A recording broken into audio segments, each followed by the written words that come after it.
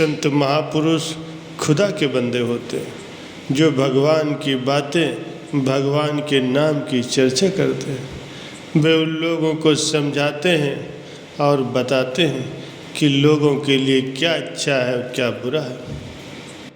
संत केवल अपनी बात लोगों के सामने रखते हैं, ईश्वर की वाणी लोगों के सामने रखते हैं। उनको मानना या न मानना ये लोगों की मर्जी है। एक असली संत, एक सच्चा फकीर वही होता है जो हमेशा उस मालिक जिसने ये सारी दुनिया बनाई है उससे दूसरों का सदैव भला मांगता है। ऐसा कर्म करता है जो पूरे समाज के लिए एक मिसाल बन जाता है। एक संत कभी भी ऐसा कर्म नहीं करता जो धर्मों के उसूलों के बाहर हो। वो हर समय मालिक से इस संसार का भला मांगता है। जिस प्रकार एक माँ अपने बच्चे का हर पल साया बनकर उसका ध्यान रखती है ताकि उस बच्चे को कोई चोट न लगे, कोई तकलीफ न हो, इसी तरह पूरी सृष्टि के इंसान वो मालिक द्वारा बनाई गई हर एक चीज़ संतों के अपने बच्चों की तरह होती और वे हमेशा ही उन मौक़ों की फिराक में रहते हैं जिससे पूरी मानवता की भलाई हो सके। संतों के लिए मायने नहीं रखता कि दुनिया उनके बारे में क्या सोचती है, वो क्या कहती है। उनके लिए सिर्फ दो ही चीज़ें मायने रखती हैं, पहला समाज की भलाई और दूसरा अपने गुरु की सीख। इसके अलावा उन्हें दुनियादारी की किसी भी बात में कोई रुचि नहीं होती। संत फरमाते हैं ये कलयुग का समय है।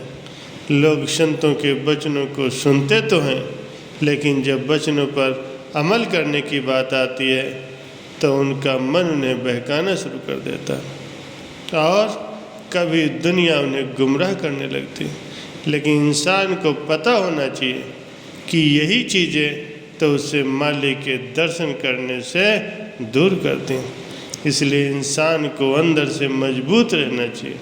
हर वक्त मन को कहते रहना चाहिए तो चाहे जितना जोर लगा ले, मैं तेरी बात नहीं सुनूंगा। मेरा गुरु, मेरा भगवान मेरे साथ है और हर वक्त मेरे संग संग रहता है। जब सब दूर हो जाते हैं तब भी मेरा मालिक मेरा साथ नहीं छोड़ता। क्योंकि ये कलयुग है, इसलिए इंसान दिन प्रतिदिन मालिक से दूर होता जा रहा है। आज के इंसान को ये समझ नहीं है कि संतों की बताई बात पर अमल नहीं करोगे तो लाभ कैसे होगा। जिस प्रकार से स्कूल में अध्यापक द्वारा पढ़ाए गए पाठ को अगर विद्यार्थी घर आकर नहीं पढ़ेगा तो उसे कैसे पता चलेगा कि कक्षा में क्या चल रहा है। इसी प्रकार अगर आप चाहते हो कि आप रूहानियत की दुनिया में वाकिफ़ होना चाहते हो तो आपको लगातार संतों की वचनों पर, उनके नियमों की पालना करनी होगी। उनके बताए गए नियमों पर चलना होगा।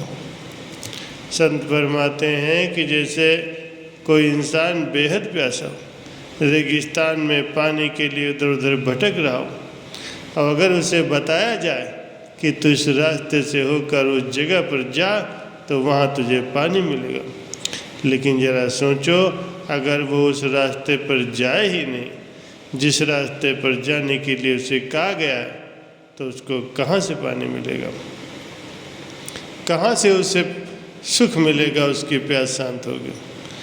उसने तो सपने में भी नहीं सोचा होगा। फिर जब आखिरकार वो मन के बताए रास्ते पर चल पड़ता है और मंजिल तक नहीं पहुंच पाता, ठोकर खाता है और ठोकर खाने के बाद खुद को दोष न देता हुआ वो गुरु को दोष देता है कि तुमने ऐसा क्यों किया। अब बताओ उसमें गुरु का दोष क्या है। आपने अपने गुरु की बात नहीं मानी और उल्टा दोष दे रहे हो गुरु को।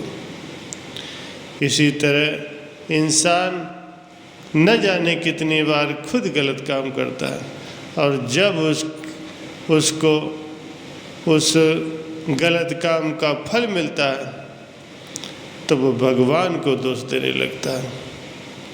इसीलिए संत फरमाते हैं कि जितने भी आपको श्वास मिले हैं उसमें भक्ति करो, मालिक के नाम का सिमरन करो।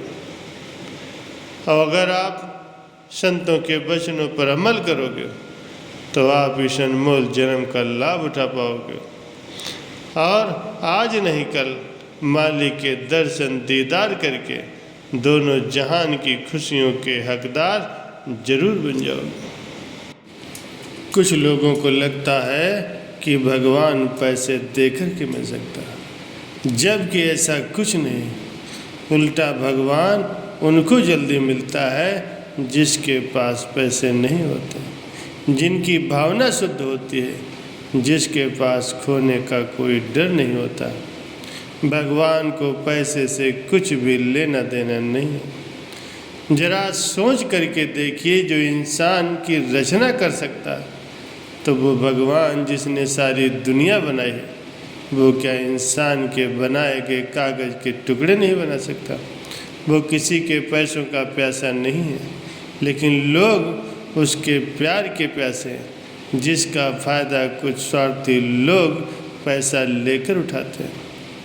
उन्हें पता होता है कि कलयुग में इंसान इतना परेशान है कि वो अंदरूनी खुशी पाने के लिए, आनंद पाने के लिए कुछ भी कर सकता, यहाँ तक कि टोने टटके भी करने के लिए तैयार हो जाता, जबकि ये केवल मूर्खता की पहचान है। अगर टोने टोटके करने से किसी का नुकसान हो पाता तो सारा भारत टोटके करने में ही लगा रहता। अगर ऐसा होता तो युद्ध भूमि में सेना हथियार नहीं, टोना टटका करके एक दूसरे को खत्म कर देते। इसीलिए संत फरमाते हैं कि इन अंधविश्वासों में न पड़ो। किसी भी तांत्रिक के पास जाने की ज़रूरत नहीं है, वो आपको सिवाय गुमराह करने के और कुछ नहीं कर सकता। अगर आप सच में भगवान को देखना चाहते हो, अंदर बाहर हर समय खुश रहना चाहते हो, तो संतों के वचनों पर अमल करो, उनके बताए गए नियमों की पालना करो, जहाँ तक हो सके सदैव अच्छे कर्म करो, ज़्यादा से ज़्यादा सत्संग सुनो और मालिक की प्रसन्नता के पात्र बनो।